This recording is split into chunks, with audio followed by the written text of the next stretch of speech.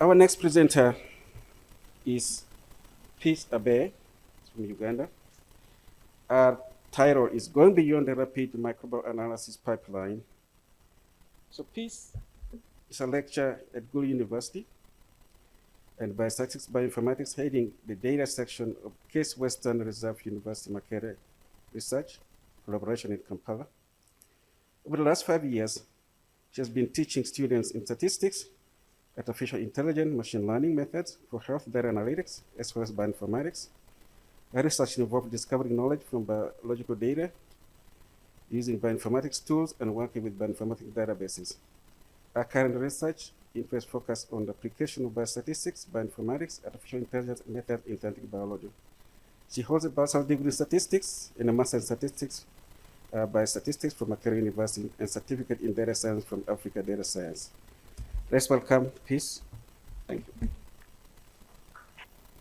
So I'm going to present Beyond the Rapid Microbial Analysis Pipeline, in short rMAP, a pipeline that we developed to extract information from databases for microbial resistance. So what challenges did we have? The problem that we had, that we were faced with, is that we have multiple databases containing AMR genes, and we need to go through each of them in order to be able to detect these genes when we have samples collected from patients. So it was also time consuming to go through each of these databases in order to identify these resistance genes. And then we had another challenge that different databases were not containing all the resistance genes that were being identified. So the solution was to come up with a pipeline that can go through all these different databases, extract the information so that we are able to do a combined analysis to detect genes across the different databases. So the Rapid Microbial Analysis Pipeline, rMAP, was published. I would like to invite Ivan to come and briefly talk about the pipeline, and then I can proceed.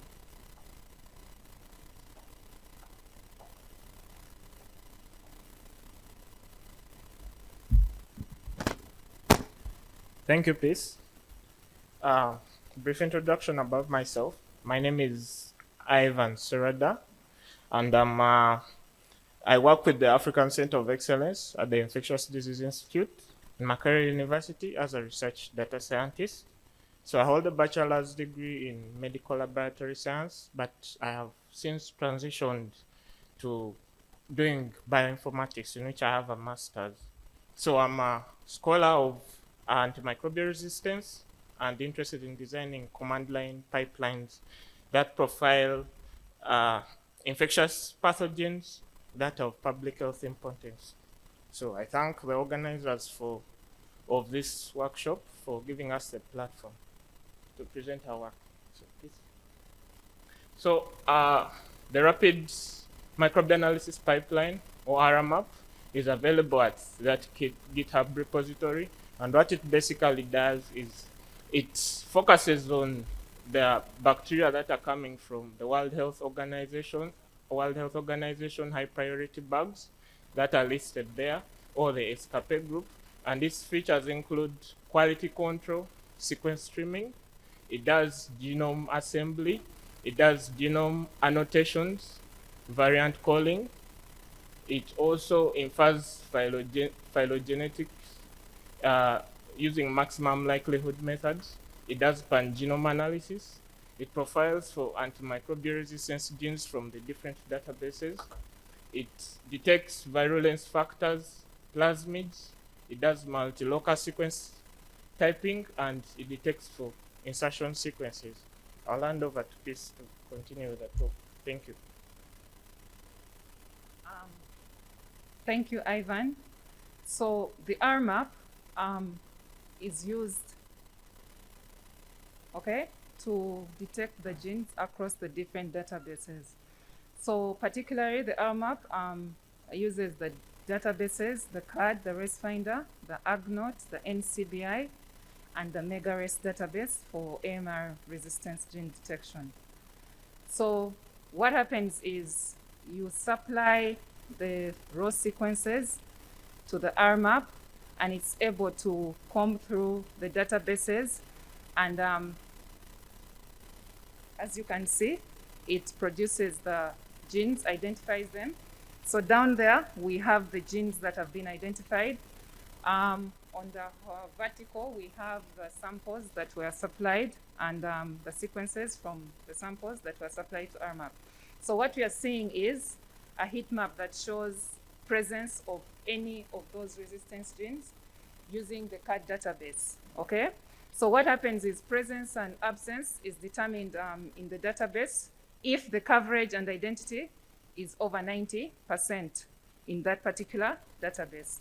So if it's less than 90%, we are unable to get presence of that gene in that particular database.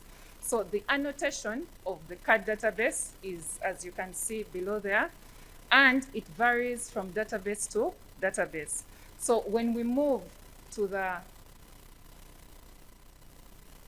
ResFinder database, we observe that we now have fewer samples. We have fewer samples, and the reason why we have that is there are two reasons. So one is that the coverage and identity for the different genes in those different samples was less than 90%. So we are unable to detect presence. And also, if we are unable to detect presence, then automatically we cannot have that sample in here. So the annotation also varies in the ResFinder database. And we did that for all the databases, the AgNot database. So you can see that the patterns vary. Identification of genes vary. They vary from database to database, and sometimes from sample to sample. We can see that in the NCBI database, as well as in the Makerere database. Now, ideally, we would love to see these genes being identified across all the databases, because that is our aim. But then we find that we are having challenges when we try to find the genes in the different databases. So why are we having challenges? We are having challenges because, as you've seen, the annotations in the different databases are a bit different. If we just check here, the annotations are different. So what then do we have to do? The rMAP ideally stops at this point, okay? It produces the files, comes to the databases, and then we have to continue to do the analysis in order for us to be able to identify these genes. So basically what we did after that is that in order to use the information from the rMAP database, we use the R software as well.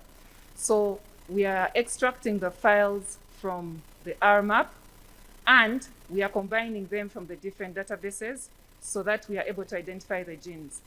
But then we have challenges because the annotation in the databases are also different.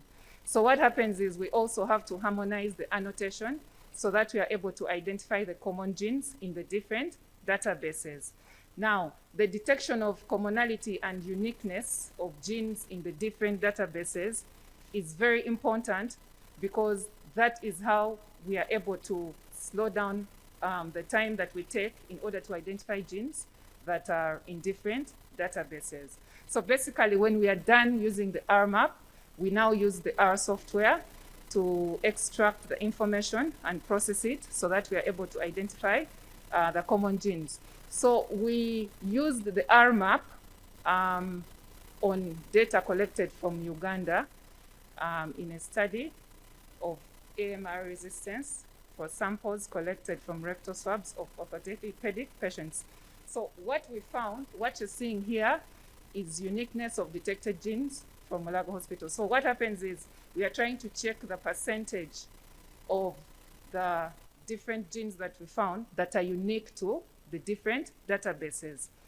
And also, we are trying to understand how many databases have common genes, okay?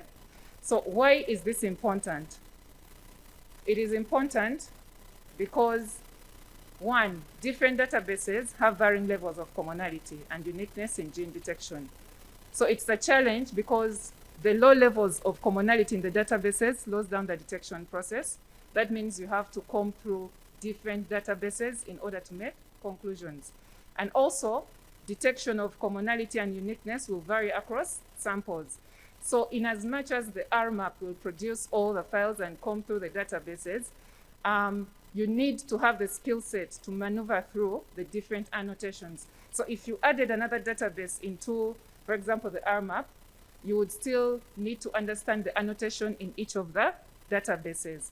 So that's a big challenge in identifying AMR genes that we came across. So what's the way forward? So we would like to scale up the use of rMAP to extract data through various databases. And that's because rMAP is easy to install and use. You may not need a lot of bioinformatics knowledge to use the rMAP.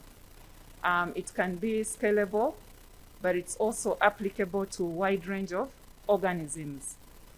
Then we also wish to create AMR databases in Africa to improve gene detection. It should be noted that the databases that we are using are not in Africa. So it would be good if sequences can be run in Africa, and so that we create the databases so that we reduce on chances of not finding genes in databases. And also, we would like to offer training to improve skill sets in analyzing databases so that more people are able to understand this data, be able to make conclusions on their own, okay? So what is the future direction with what we are doing? So we would eventually love to come up with a pathogen genomics work group in which we harness pathogen genomic sequencing for public health in lower income settings, especially in Uganda, of course, and Africa at large.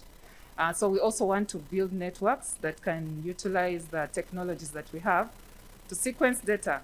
And we have information that we can use for surveillance, especially in AMR resistance and outbreak investigations in Africa.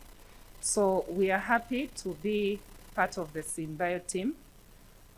We are hoping that we can work together to move towards this future direction and hopefully have more trainings in which we train people in bioinformatics and data science. Thank you.